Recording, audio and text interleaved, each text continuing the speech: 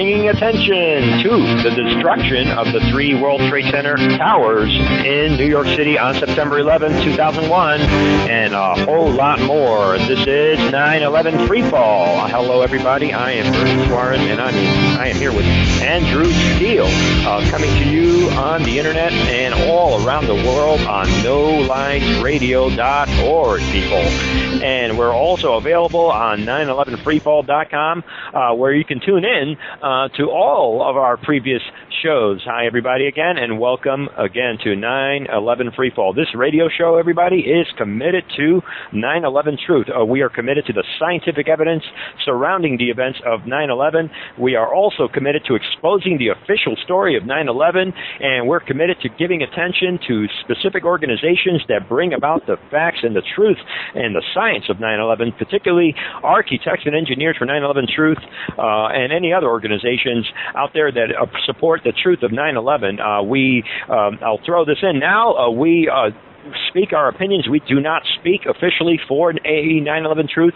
This radio show is its own entity. We speak for ourselves, and none of the opinions necessarily expressed on the show represent the opinions of architects and engineers for 9/11 Truth. With that said, Architects and Engineers for 9/11 Truth is a nonprofit organization dedicated to the pursuit of academic truth with respect to the destruction of the 3 World Trade Center towers on 9/11, way back in 2001.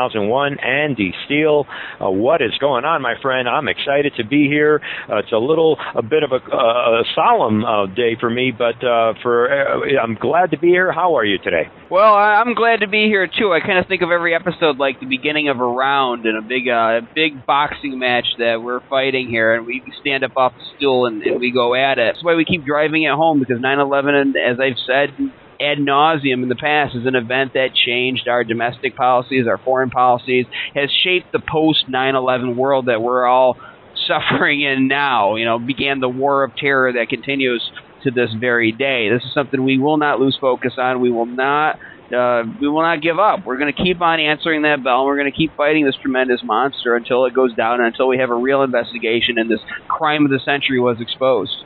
Absolutely. Ding, ding, ding. It's a boxing match. You're right, Andy. And I challenge anyone out there, there is no one single event that has impacted our current events, our world, our way of life, and the way of life for millions and billions of people around the world. No single event that has done that and changed their way of life more than September 11th of 2001. That's the big kahuna, people. All the young kids that are, hopefully we want to get kids listening in on these shows, teenagers, tell your friends, get them in on this show, get them to hear the simple truth and listen to the guests that we have on so they can hear what's going on.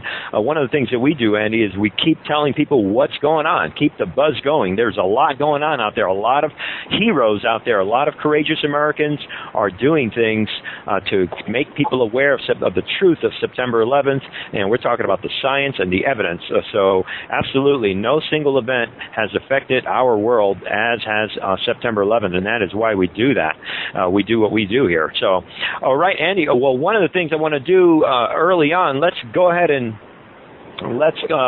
get the moment of silence out of the way. If you're a first-time listener to 9/11 Freefall, we every show at the very beginning we simply take 10 seconds of silence and just to remember the victims of September 11th.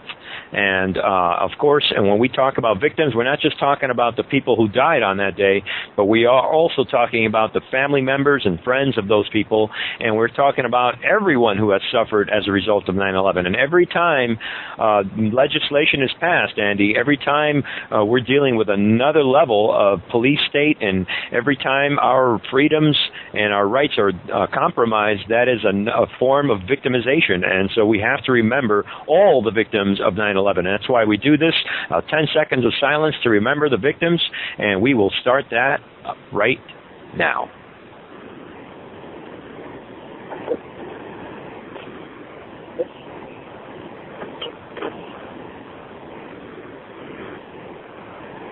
Okay, and with that, those 10 seconds, again, as I always do every week, I remind our audience, we simply do this to keep ourselves focused and to remind our audience and ourselves why we do this show.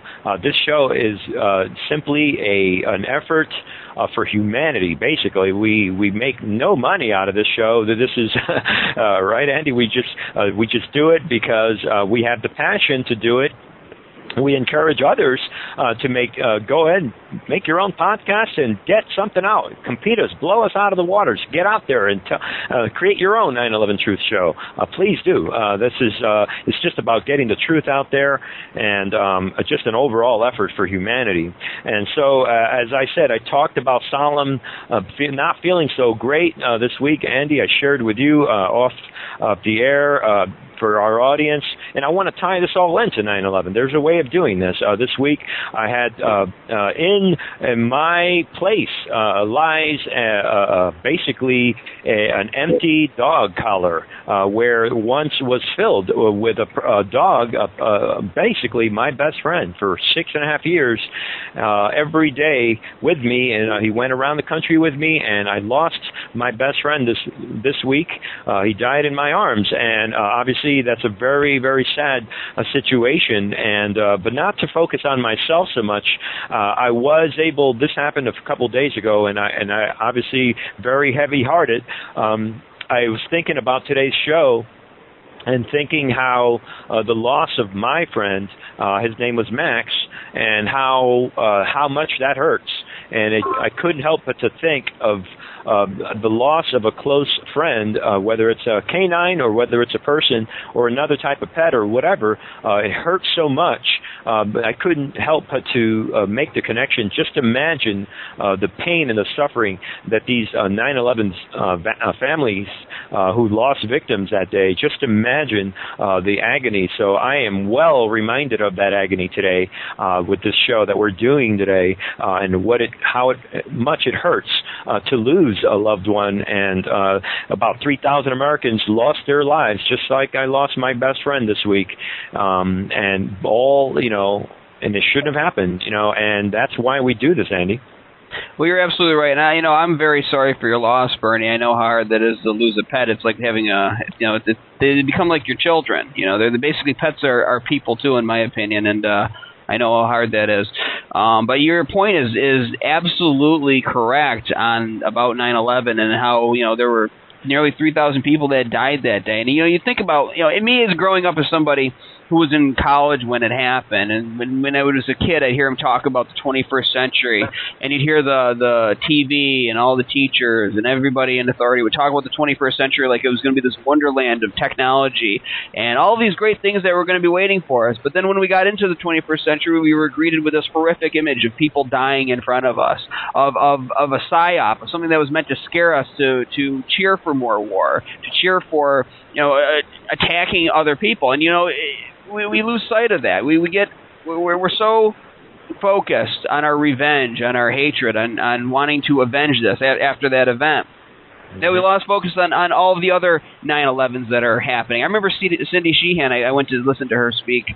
I believe it was her who said this, is that we've created a bunch of mini 9/11s every day since that happened, with the drone bombings, with the endless wars, with the war of terror, as I commonly say, that continues right now. So your point is absolutely valid, and I may have mentioned this on the show before, but when I go to New York City, I get vertigo just looking up at the buildings, and so I can't imagine what it would be like to be standing at the top of the tallest one, what the World Trade Center was back when they were standing, and to imagine having to make that decision of whether or not to jump or stay in the building. That terrifies me to think about that, but there were people who had to make a decision because of this event. And now to learn that we were lied to learn that there's this evidence that's being suppressed, very obvious evidence, and including the explosives in the dust, things like this.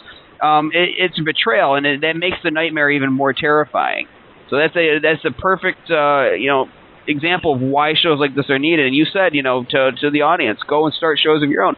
People, absolutely. I guarantee there's somebody out there with more talent, better at putting together a show or writing or reaching out to public figures. Whatever you got to do, this is this generation's war, and it's not a fighting war, it's not a shooting war, it's a peaceful information war, and you are all a part of it, but you got to fight it. Absolutely. That's such a good point, Andy. You mentioned how the establishment has quickly, first day, right there on 9/11, shifting the focus from the victims and the hurt that comes with that, and immediately shifting it to getting the bad guys, this revenge kind of mindset. Instead of focusing on the pain, and when they did focus on it, they only used it to flame the fuel the flames of revenge. This idea, let's go get them. But George, I said this before, and I'm going to throw it in today. Just to say it again, George Bush ends up making this basically this speech on September 12th, and everybody can see that on the internet. You probably saw it live, where he immediately went into the revenge thing. Let's go get the terrorists, and he outlined who the terrorists were.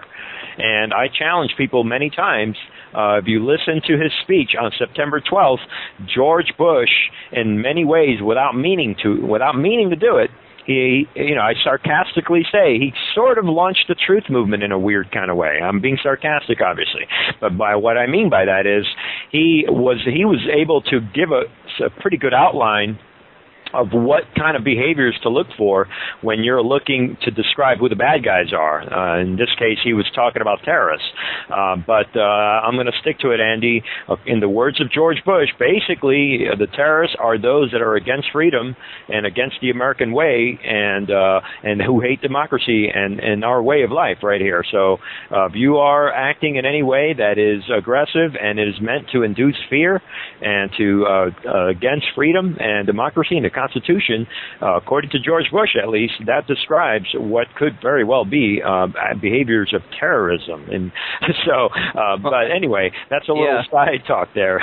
Well, absolutely. And what I classify it is terrorists and ties telling America to shut up or more people will die. And that's essentially what we got with our politicians, with starting with George Bush all the way down, is them telling us that if we don't give them what they want, if we don't surrender our civil liberties, if we don't support killing people in these other countries, then more Americans will die. And that sounds just like a terrorist to me. I don't know about anybody else. There, but they chose to go for that narrative, but here we are years later, and now we can see where the definition of terrorism has altered dramatically. It is no longer, it doesn't seem to be people. If you are against freedom and democracy, that doesn't necessarily any longer, at least in the current administration, that necessarily may not be what constitutes terrorists or not. Now there's a lot of other. Now, if you love freedom and democracy, that could make you a terrorist. Unbelievable how they switch definitions around. I'm going to stick with George Bush's initial definition of that. But anyway, moving on. So that is we want to highlight that, the victims' families, and why we do all that. So I also want to mention, Andy, and you brought it up last week, we have, speaking of victims, family victims, we have the story with Ellen Mariani. This is a victim, one of the family member of one of the victims of 9/11. She lost her husband on September 11th. She's featured in the latest Architects and Engineers for 9/11 Truth documentary, Experts Speak Out, the 9/11 Truth Experts Speak Out documentary. 9/11 Explosive Evidence, Experts Speak Out, excuse me there. She is featured in that documentary. She's really busy, and she is, if we don't have that link, maybe we could put that link for our listeners on 911freefall.com, where listeners can click on there and just help her out. She is she's raising money, challenging the system, basically challenging the airlines on a ruling, a default ruling on the 9/11 events in terms of financial ruling, and I guess she is challenging that, right, Andy?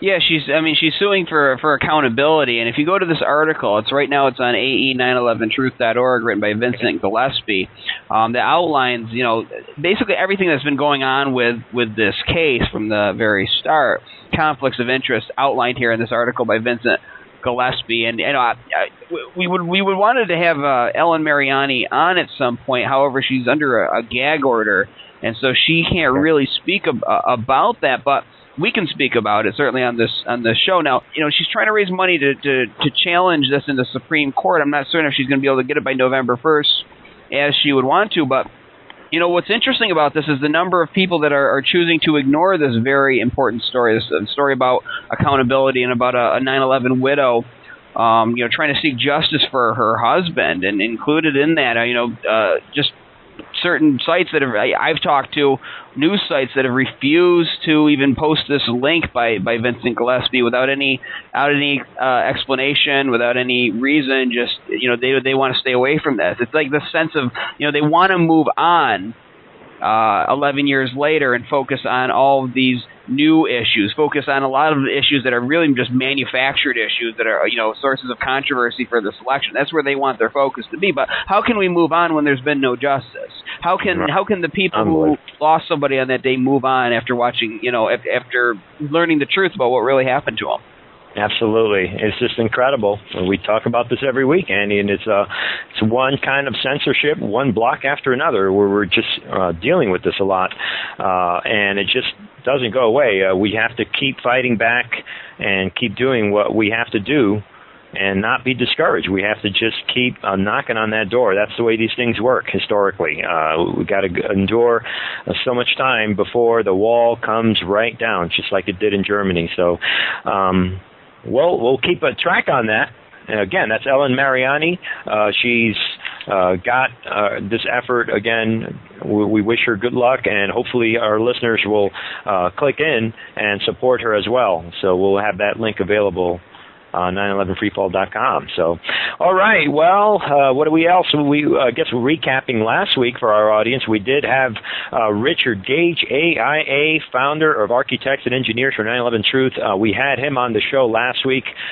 We just couldn't have him on long enough. He has so much information to share. Richard hopefully we'll get a recap from Richard and Architects and Engineers on to see how that went. Richard was at the Global Responsibility Conference in St. Cloud State University in St. Cloud, Minnesota. Hopefully we'll get a word on that, see how that went. And we also mentioned there is on January 22nd of next year, 2013, there is a war crimes tribunal going on, and now correct me if I'm wrong, right, Andy? I believe Richard was invited to that in Malaysia, correct? That's correct, and it's another example of other countries doing the job that we should be doing here in the United States. And it is totally amazing. And if you remember from last week's show, and I asked Richard, what would you say to people here in the United States, people in government who have power to do something? What message would you give to them? And he says, you need to get the testicular fortitude to stand up and speak out, because history will judge you, the American people will judge you, and it will eat away at your conscience. And I'm paraphrasing, but you can go into the archive and listen to it for yourself. I mean, Richard knows how serious this is. He knows the stakes, and the American people are starting to wake up to it too, and they're beginning to realize, all of the lies, not just about 9/11, but it's a big one. And so the other lies being exposed have opened the door to people seeing the big picture, seeing the big lie of 11 years ago. Absolutely. So, it goes on. So we were very, very thankful to have Richard Gage on last week. I'll just say one thing. I've always been impressed with him. I like the way he systematically walks us through the evidence, from the behavior of the buildings to the evidence found in the dust, all the way through to the NIST, the National Institute of Standards and Technology, and their flaws and all that. So very systematic. He is about the evidence. So it's always good to have him on, going over all that evidence very systematically, as have many others, but he really brings it all together. So a lot of the other experts focus on one thing or another. He does give a great presentation of the overall evidence. So thanks a lot for Richard Gage, AIA, coming on. So, all right, well, moving on. What do we have? I'm going to throw in a question of the week. I'm going to throw in a couple questions. One is, and we said this before, we had a whole show about this, Andy, are we hitting a turning point? We will find out. That's not really the question of the week, but I just wanted to throw that one out there. I'm going to keep throwing that out there every show until people kind of wrap their heads around this. Are we hitting a turning point? I think we are hitting a turning point, Andy. we'll go to today this week's true question of the week. It is I wrote it down. We have the upcoming presidential elections. I wish we had the election music coming to play. Regarding the United States presidential election coming up, the question is, will the upcoming presidential election bring any change to America? And I also put a second part. How will it affect 9/11 Truth Movement? You care to tackle that, Andy? Well, first you mentioned election music. If I had to pick it, it would probably be played by a broken trombone, like in a cartoon, because that's kind of what I imagine when I look at these two jokers on TV. You know, it's funny. You know, they talk about how the foreign policy of the two candidates isn't much different. Like, that's a surprising thing. I mean, people on the internet and alternative media have been saying that for years. Well, at the same time, they're excluding candidates that have, third-party candidates that have a different voice to bring. And I'm not going to endorse any specific person. I am going to say, though, that, there's certain candidate, Jill Stein, was arrested outside the debates, and they excluded Gary Johnson. Oh, exactly. Sorry. Yeah, go ahead. No, you're totally right. But, in relation to 9/11 Truth, well, I mean, if we're not going to get any difference in foreign policy, if we're not going to get any real difference in domestic policy, and people want to, the conservatives want to tote Mitt Romney as that he's going to do something different. But I noticed that he backtracked on repealing Obamacare. And again, this is not a political show. We're not going to argue the merits of either way. I'm just pointing out that the man backtracked when he said we're going to repeal it from day one, and then he said, well, or as much as humanly possible. Because I have some really high doubts that he's going to really do anything different once he's in office. He's not going to do anything to rock the boat. And certainly, and the biggest issue that rocks the boat is 9/11 Truth. Okay, so if they're not going to do anything that rocks the boat on issues that are accepted political debate, like the Obamacare, the gay marriage, these are acceptable political debates because they're kind of divisive. They get people squabbling amongst each other, but they're not at the core hard issues. And 9/11 Truth is one of the big core hard issues. Okay, they don't want to touch that. They don't want to touch that. Obama's not going to touch that. Mitt Romney's not going to touch that. It will make absolutely no difference whatsoever, except that you're going to see more of the same, and it's going to get intensified. Absolutely, I agree. And, the analogy that came to mind, and you're a movies guy, so I'm going to make, the Batman analogy. You vote for Romney or Bush, or imagine Bush, Romney or Obama. We call it the Obamney campaign. To me, that's like handing the keys to Gotham City right there to the Joker or the Riddler and telling them, go crazy. You're going to hand the keys to the Riddler or the Joker, the keys to Gotham City. That's what they're doing. Blank check right there. We are heading straight down the drain with these guys totally against 9/11 Truth, not looking for real answers, not looking to make any kind of change that we can believe in, if you can believe that phrase at this point 4 years later. All right, Andy. Well, that's enough political talk. This show is about 9/11 Truth and the science. We're going to have our guest here, and our guest is very, very special because her name is Pam Senzee, and our audience who's been listening to us for any length of time may recognize that name, because Pam is actually the first person that is a return guest to come on a 9/11 Freefall. So Pam Senzee, we had her here a couple months ago with Rena Patty. And just a little background on Pam Senzee. She is an artist. She's into the fine arts. She designs murals, and she is also a preschool teacher, or has been a preschool teacher, and she's a mother, and she is a concerned citizen, what we call activists, and what some of us call heroes. So she is certainly a hero in my book, because especially after this journey for truth, a 9/11 journey for truth. We've been talking about it, Andy, for weeks and months now, but that journey started. Well, we're going to let Pam jump in here. Pam, thank you so much for coming on the show. Hello, how you doing? I'm doing quite well. I want to give my condolences for the passing of your dog, Max. I know how that feels. Oh, thank you so much. Yes, thank you very much. It is a tough one, but we do appreciate your condolences and all that. Now, how are you feeling, and where are you right now? Well, I'm on a train on my way to Pittsburgh and ultimately to Phoenix, so I'm going back home. Oh, okay. You're actually on a train. So thank you. Thank you for making it onto the show. I was just telling our audience that you're actually our first return guest on the show, on this show, 9/11 Freefall. So thank you for coming back on. Thank you for inviting me. Okay, now for the sake of our audience, why don't you, can you walk our audience and give us a brief review of the 9/11 Journey for Truth, what it was, when did you put it together, and tell us a little bit. I know you and Rena Patty put this idea together, and it's all done now. You started this months ago, and it just concluded. Now, you want to just give us a quick review of the whole journey? Sure, absolutely. Rena Patty and I left from the San Juan Islands, her home on Orcas Island on July 25th. And we put this together as, well, I'll say that initially I was going to walk across the country for a couple of years as a mural artist, paint murals and do odd jobs and just carry the 9/11 truth message. Wow. But in talking to Rena about it, she, the concept of bicycling came up, and she jumped right on it, and, I really give Rena credit for giving it this kind of shape and beginning, middle, and end. And Richard Gage, who once it turned into that, and he gave it his sweeping support. So it's really, in my view, been a tremendous team effort, and I actually feel like I'm just a member of the team, and that I did my part.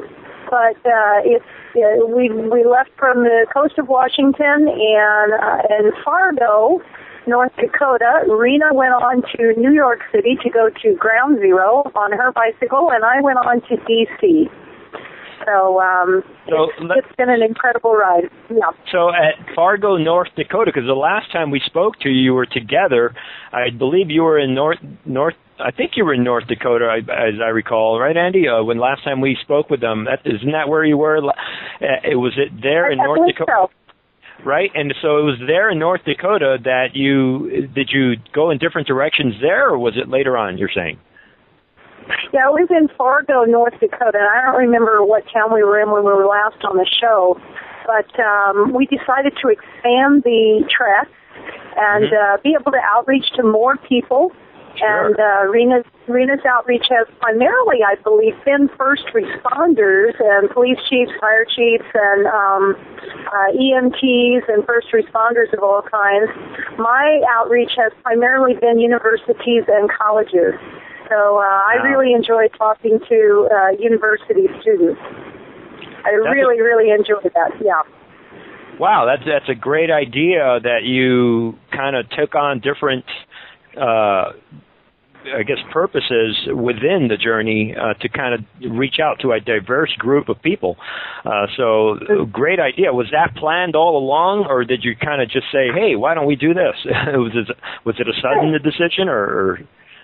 It was an organic decision, and especially when you're doing something like this and you're riding your bicycle across the country, and it's got its own challenges, and it really kind of can bring you to your knees sometimes. You really want to go with things that are meaningful to you, and I think as an activist, that's an example of the way we should do our activism. We do our activism in the ways that ignite us and stimulate us and keep us encouraged, and so you kind of have to go with your own flow, and this was the thing that felt really good to me, and first responder outreach is what came very, very naturally to Rena. So we were both able to carry it out, I think, in fulfilling ways for each of us.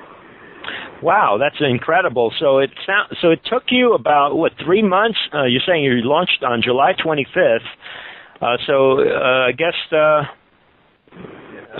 you have August, September, October, so about 3 months then. You must be in really good shape. Well, I don't know. I guess so. I guess I'm in pretty good shape, but I still don't feel like a bicyclist. I still feel like a, mom who just, and an activist who just did this thing. So I don't really think about that. For me, it's just a miracle that I made it, and it's really because of the sweeping support and kindness and generosity of people across the country and activists in support of AE 9/11 Truth. So I really give the credit to that.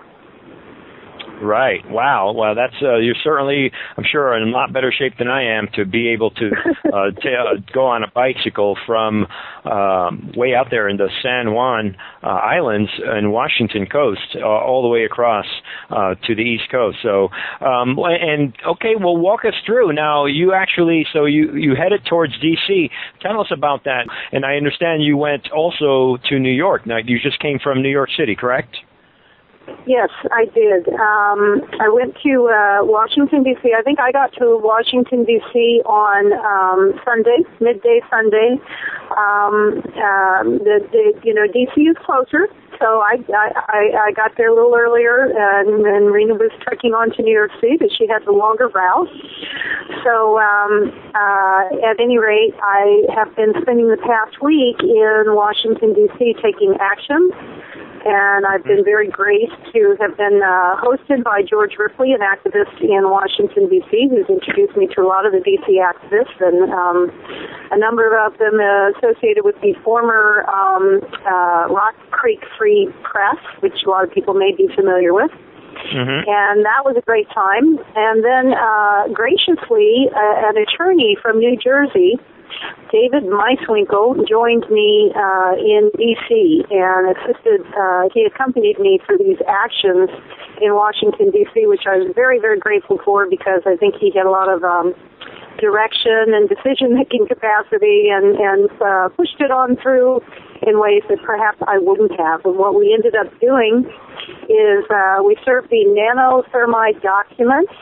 The research paper that's been peer-reviewed and published for over 3 years by an international team of 9 scientists and researchers that documents the discovery of nanothermite, a high-grade military incendiary in the dust of 9/11. And that we took to the FBI and we were going to take it to the Justice Department, but the FBI claimed that they are the Justice Department. So really, so we killed 2 birds with 1 stone, so to speak. And so then we went to the White House and we had to just to back up a little bit. We did have to jump through a few hoops with the FBI. You can't just take something to the department and give it to them. They no longer allow, hand deliveries that way, but as a security measure.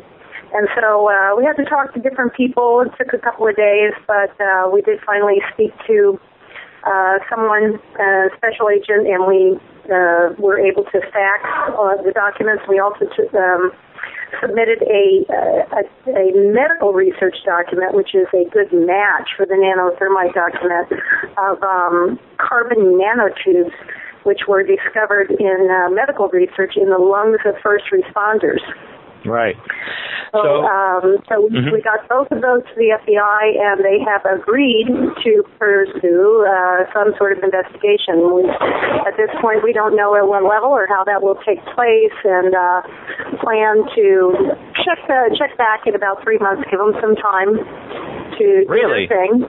So let's kind of, so you're saying that you went along with this attorney, David Meiswinkle, to deliver this evidence to different parts of D.C., and you went over to the FBI. So are you saying that they kind of give you the runaround for several days as to how and who to handle? It wasn't the runaround. Yeah, it wasn't the runaround. It was just different procedural things that we had to go through to find out exactly how to do it, and to make sure that it was getting done, and that we weren't getting the runaround. But yeah, it was just kind of done normal business. Mm-hmm. Did you get the sense that were they responding in any way as if they had never heard of this evidence at all, or did you get a sense that they were aware of this evidence already? It was just a matter of formality. I would say they were not aware of the evidence, and I feel comfortable with that. Myself, I feel like there's probably quite a few FBI agents that are just good people and good agents and trying to do their job in the FBI. So I think the problems that we face are probably more systemic in nature, and so I don't include everybody in it. I think that the people we talked to genuinely had never heard of this science research. Okay, well, you're coming in a little broken up there. Yeah, I'm on the train. Let me see if I can move to another car here. Okay. We'll see if that's better. Is that better? That sounds better. Okay, so basically you had the sense that those individuals that you handed this Bentham paper is for our audience. This is one of the scientific papers which outlines the evidence of the thermite, the nanothermite, the chips, the red chips, and all that, and the study of the thermite and showing the energy that came of these samples, proving that this was indeed nanothermite. This paper is delivered to the FBI, and these individuals, you're saying, Pam, reacted with some, you sense that it was some degree of sincerity. And so, okay, so they say that they're going to look into this. Did they give you anything in writing? What exactly are we talking about here? Yeah, well, we definitely have a commitment, and the attorney, David Meiswinkle, is comfortable with that they have acknowledged that they've received it. They have agreed to look into it, and we certainly have the receipts that we have faxed these documents to them and witnesses. So I don't expect them to say that they're not going to research it. And they also told me that they may, I may be visited when I get back to Phoenix. They may have further questions, or they may call and want to talk to me. I don't know. And they're certainly welcome to, or to Mr. Meiswinkle. So, it's a process that is put into place, and we will have to wait and see what happens. And Mr. Meiswinkle thinks that it's best to, give him some time to go through the bureaucratic chains and go ahead and process the information. We don't want to, put so much pressure on them that they're feeling, right, reactionary or something like that. We want to give them a chance to do what they need to do in the natural way that some things take time. So the time window that the attorney came up with is 3 months. In 3 months, we'll check back and see what's going on. Well, we will certainly be on the lookout for a response from the FBI. Maybe in the meantime, maybe they'll take this evidence and park it right next to all those videos that they're holding on to at the Pentagon, all those videos that were confiscated. Yeah, Bernie, speaking of videos, we also linked them to 9/11 explosive evidence experts speak out. So they'll be reviewing that information. Excellent. And they can talk to those 43 or so experts that are in that video. Maybe they can contact and interview those guys too. So, wow, great job. That's a big news. That does. We'll see how that goes. We thank you so much for your efforts. We'll see how it goes, and as some sort of process like that is put into place, and then whatever the results are, or as they come up, then that gives experts and activists an opportunity to then, take it from there and continue to pursue it. So then we also made sure that we've also given a sense a copy of the 1700 architects and engineers asking for new investigation petition to President Obama, along with the DVD of expert staff. I did speak with the staff secretary, who said that indeed he does look at the petitions that he has sent, and so he will see it. Now, tell us about that. Now, you were told this by the FBI, or this is a different encounter? No, this is different. This was in the executive branch, and again, you can't go through the gates and go on to the House. You can't go up to the White House unless you have an appointment here as part of the tour. You can't do these hand deliveries because they may have was explained out to them in that chemical room or something. So it's a security measure. And so we had two choices. We could do it on the web, or we could mail it. And I decided to mail it with a personal note, and along with appreciation and well wishes, and the petition and the DVD. So, and then I spoke with the staff secretary, and she said that he does. I asked if he actually looked at the petitions that he sent, and she said yes, he does. So we have her assurance that he'll see it and also receive the DVD. Excellent. So at least we know that individuals in our current White House have the information. They have the DVDs. They have the 9/11 explosive evidence, experts speak out DVDs, and they're going to have to take a close look at National Institute of Standards and Technology and their laughable computer model science. So what more can we ask for other than, at the very least, we can't force them to act on it. All we can do is give them the evidence and hope that they act on this evidence. And maybe at some point as we move forward, we can kind of force the issue one way or another in terms of academic accountability.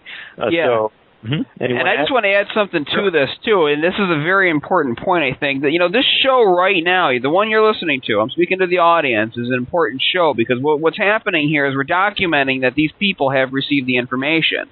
Now, you may wonder why that's so important. Well, because a lot of times when officials are confronted on this, they'll claim ignorance. A perfect example of this was Donald Rumsfeld on a radio program being asked about Building 7, and he very smarmily answers, I never heard of that. And so, you can look it up right on YouTube. You can hear him in his own words. He never heard of Building 7. Building 7 was a very important part of an event that was a very important part of his career. So right now, what you're listening to, thanks to the efforts of great people like Pam Senzee and Mr. Meiswinkle, helping her out there, is that you have a documented record now that they have been presented the evidence. They know they can't claim ignorance. It's been put in front of them. It's been put through the process, and that's something that that people need to take note of right now. So this is a very important episode. I'm glad Pam's on here sharing this with us. Absolutely.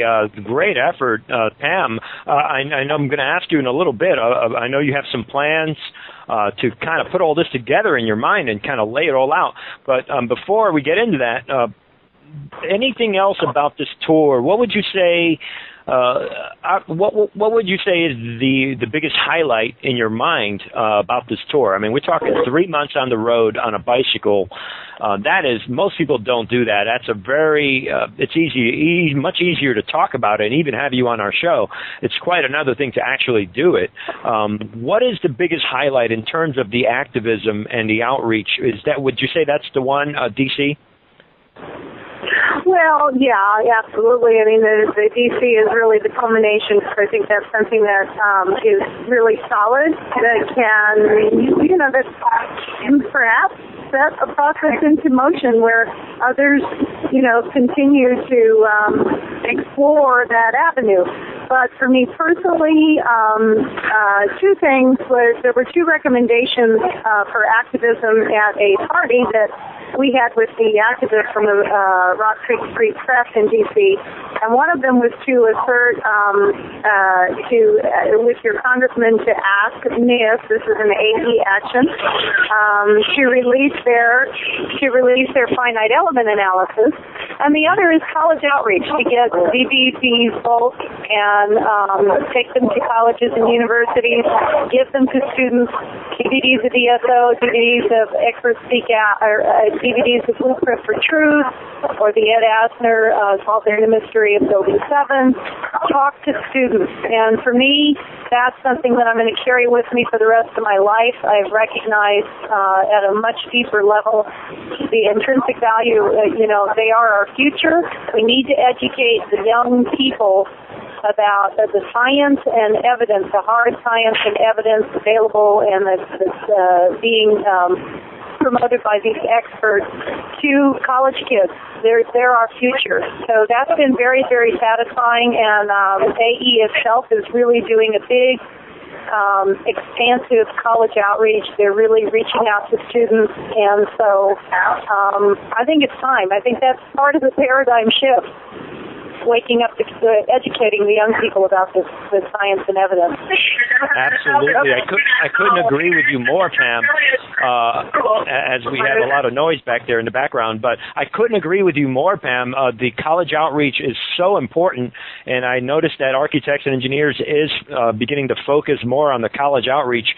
Is that the outreach organization, the team that you founded on? Didn't you found one of the groups? You started, or you're the leader of one of the outreach groups for architects and engineers? Oh, myself? Well, I just joined, actually. I was invited to join the college outreach team during the track. I have been a leader for the action group, the action group team, but I'm going to be focusing on college outreach. You will be, okay. For college outreach, yeah. Mm-hmm.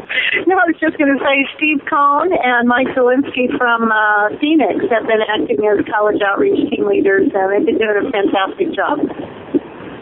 And I was just going to add to that, Pam. There's an article on AE911truth.org right now about, encouraging supporters to join the college outreach team and why that's so important. People think that 9/11 Truth is just about getting a new investigation. It is a big part of, getting a new investigation, but another big part of it is preventing something like this from happening again. How do you do that? Well, by educating the public, by waking the people up to the fact that, this was a huge lie that is being perpetrated on us, and scaring the people who are perpetrating this lie from ever doing it again. When they say, never forget 9/11, never again, never let it happen again, we mean it. Like within 9/11 Truth, we mean it. We're fighting a war to awaken people, to create smarter, more educated young populace that's going to grow up and inherit this world, is going to be aware that these kinds of lies are told by governments to their people, and they're going to be more vigilant. On one of my other websites, I use as the tagline a quote from Thomas Jefferson: "Eternal vigilance is the price of freedom." And so if we're going to have freedom and we're going to be the republic that we're supposed to be, we need to be educated, and we need to be awake to these truths, even if they're truths that we don't want to think about, negative truths.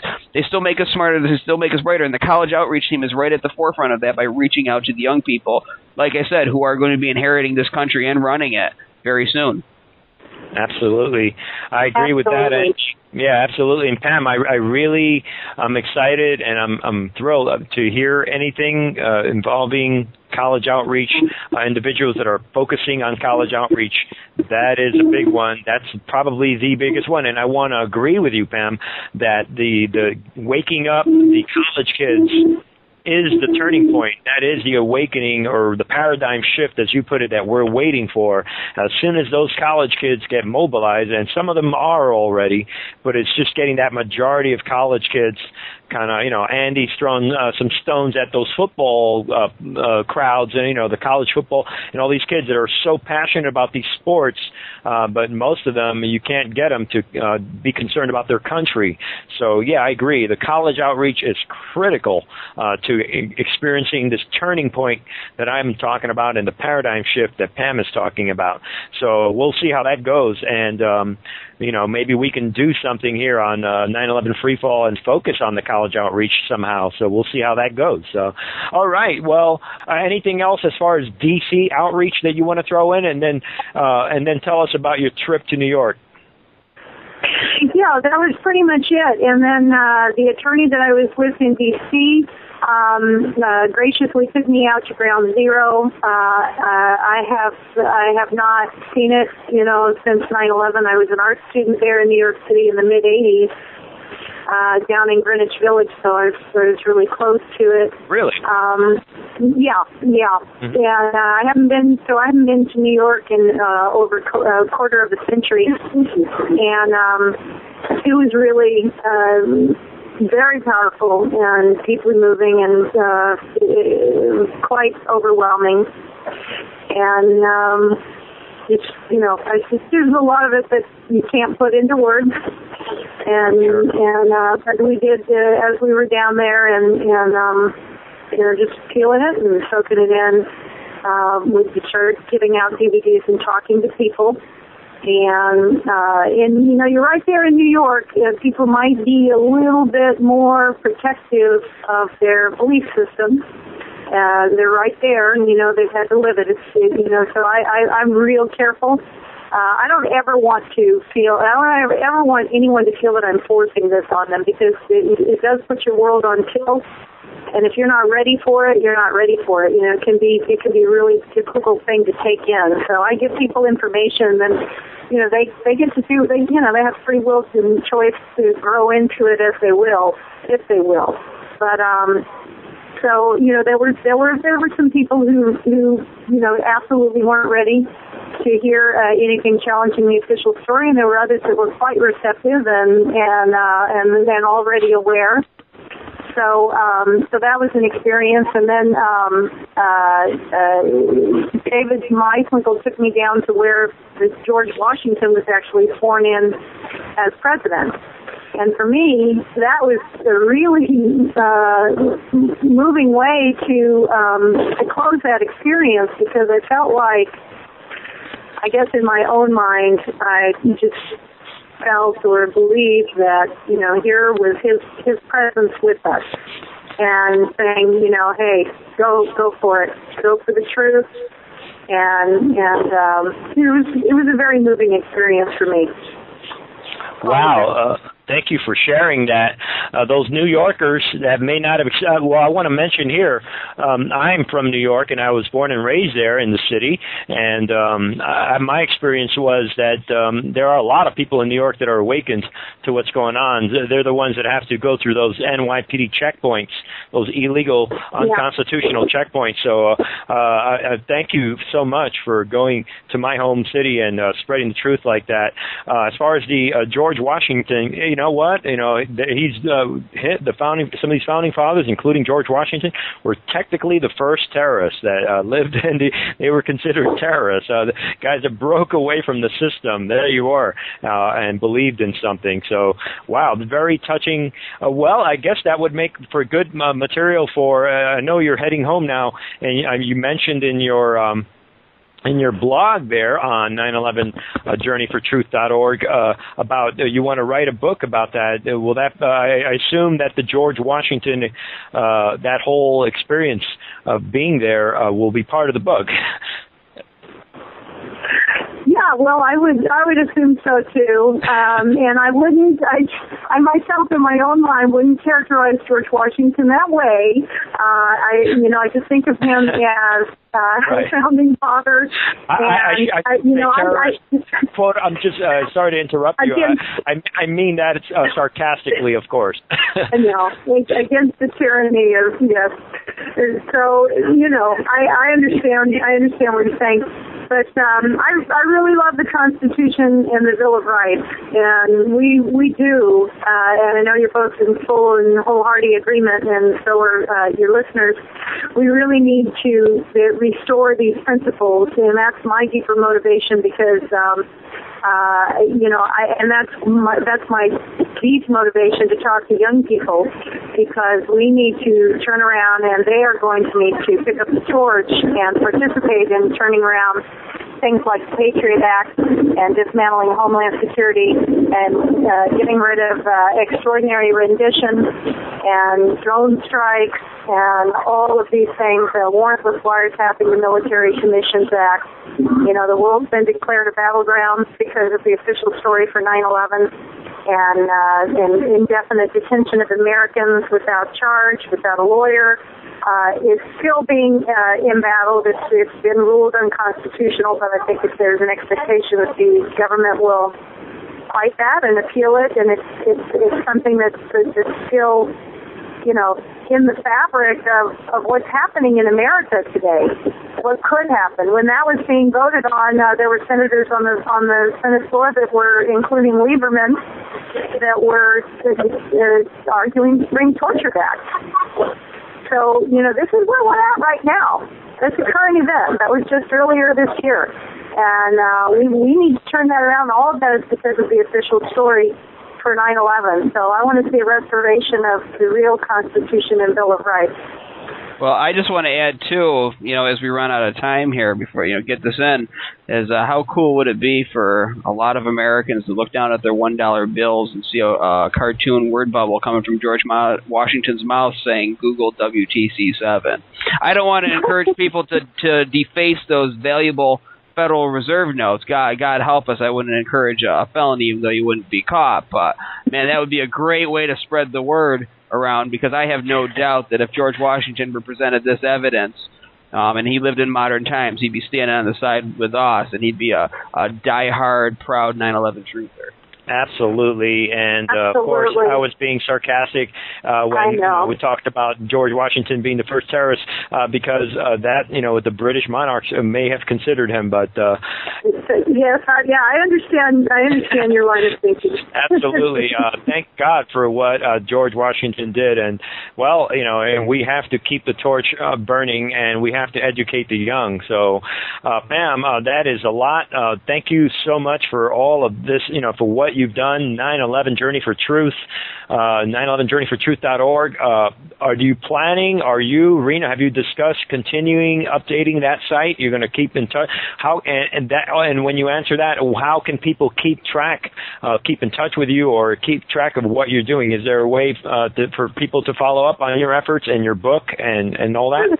Sure. I mean, I expect we'll keep the blog going for definitely for a while longer, and who knows how long, and just keep posting things and reflections and experiences after.